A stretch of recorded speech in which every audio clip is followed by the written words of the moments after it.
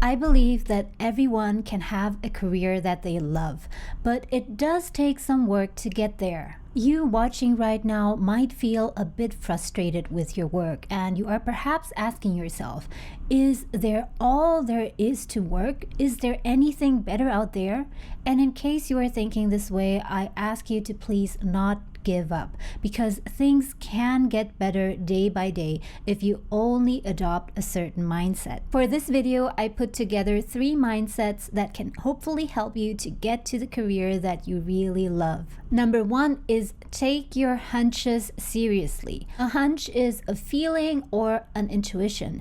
It is something that even you cannot really explain to yourself clearly yet. The reason is that while the logical and rational part of your brain can't really understand this yet, your subconscious can. There is some part deep inside of you that knows that there is something important that you just need to figure out. And this hunch, for example, might just say robots. And this simply means that every time that you read about robots and robotics, your energy level simply rises from -20 to +90 in an instant. But because right now you are working in a field that has nothing to do with technology, let alone robots, you can't really imagine what this means, and you just ignore this hunch. But you really shouldn't, because sometimes the most important information and insights that you get in life come from these kind of hunches. And it doesn't mean that you should blindly follow these hunches. For example, if it says robots, then you instantly just decide to go and get a degree in robotics.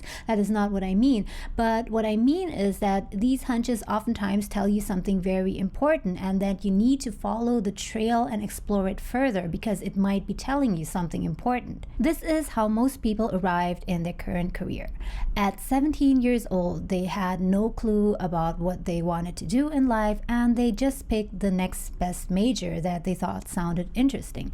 And after graduation, they followed the most common step, which is to try and get a job in the field that is closely related to the subject that they studied.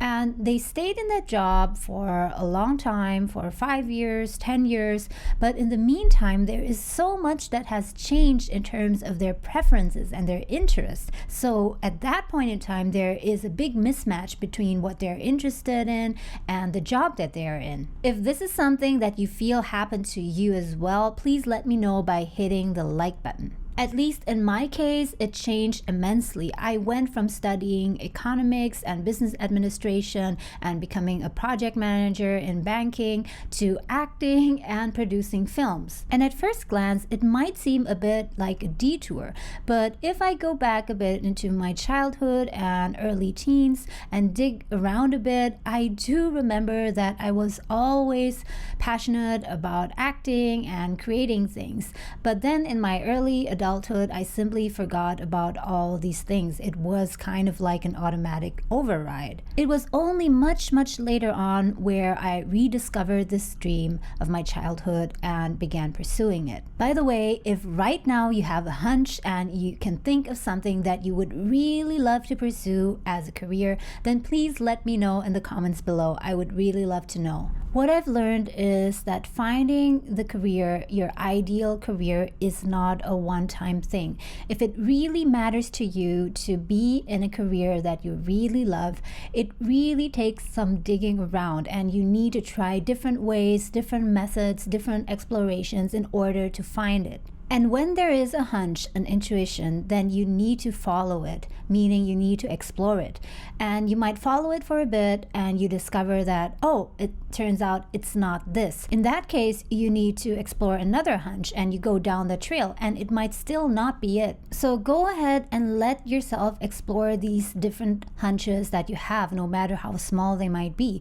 The important thing is that while doing this, you are careful not to invest too much resources in it until you have more clarity and more certainty about what it is that you want to do. It is very possible that you have so many different hunches, let's say 10 hunches, and it's only when you arrive at exploring the 10th hunch that you find that, okay, this is the thing that I want to continue doing. I really love this. I'm really energized about this. But if you only explore 3 of your hunches, then you'll never get to that 10th hunch that might turn out to be your dream career. Number 2 is don't pressure yourself too much. There are rarely any people who got their whole career figured out at 20. I mean, there might be a small minority who found what they wanted to do at 20 and they stuck with it and pursued it all the way until retirement and they loved it. But then again, who really knows whether or not they really didn't have any regrets? There are so many people who I know who said to me, if I could only go back in time, I wish I would have done this or that.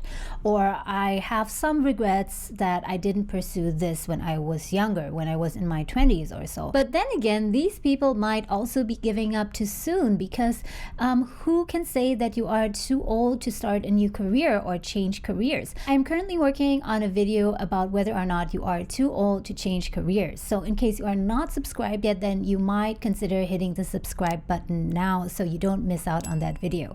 So you are certainly not the only one who might feel a bit lost. So don't put too much pressure on yourself to have it all figured out in your 20s or even 30s. There are many people who didn't figure out what they wanted to do until they were in their 40s and 50s.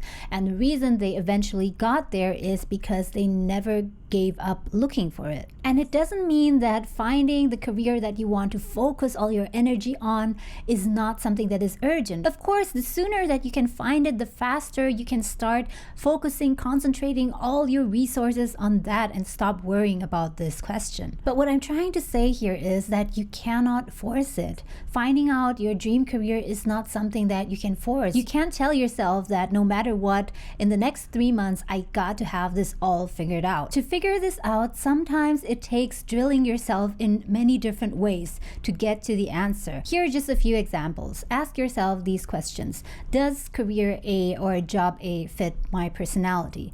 Is it something that could drive me crazy? Does it potentially bring out the best in me? And so on. And in this video up here, you can find more things that you might want to consider when choosing a career. Sometimes it just takes multiple steps to finally get to the realization, yes, this is the career that I want to pursue, which brings me to the third mindset. The third mindset is to think of your career as a decision tree with a lot of branches that keep on growing.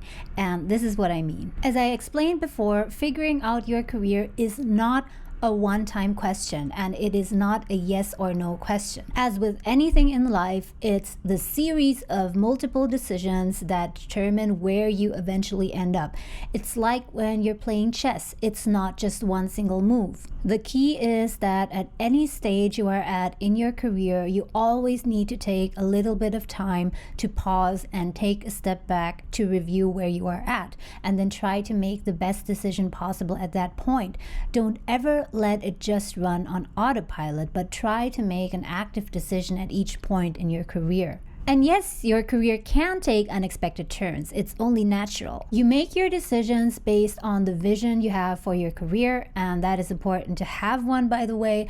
Also based on your skills and experience that you can leverage on what you want for your life in general, not just your career, but also your personal life, because career and life are always interconnected, but also most importantly based on opportunities that present themselves along the way. I'd be lying if I'd said that opportunities don't play a role at all. Of course, you have your dream career in the long run, but you will want to make sure that you are making use of the opportunities as well. And the thing is that during different stages and phases of your life and career, there will be different opportunities coming your way. For example, there are jobs and careers nowadays that didn't exist 20 or 30 years ago. And in the coming decades, there will also be new kinds of jobs appearing. There is no way that we can know all of this in advance, but we have to be flexible enough, agile enough to be able to adjust based on these opportunities. And this is the tricky part. If we go back to the analogy of the decision tree, you make one decision today, but then that tree will grow 5 new branches, and then you have to pick one of these branches and you follow that branch. It will take some time for it to grow, and then it will sprout into 3 or 4, 5 more branches, and then you need to make another decision.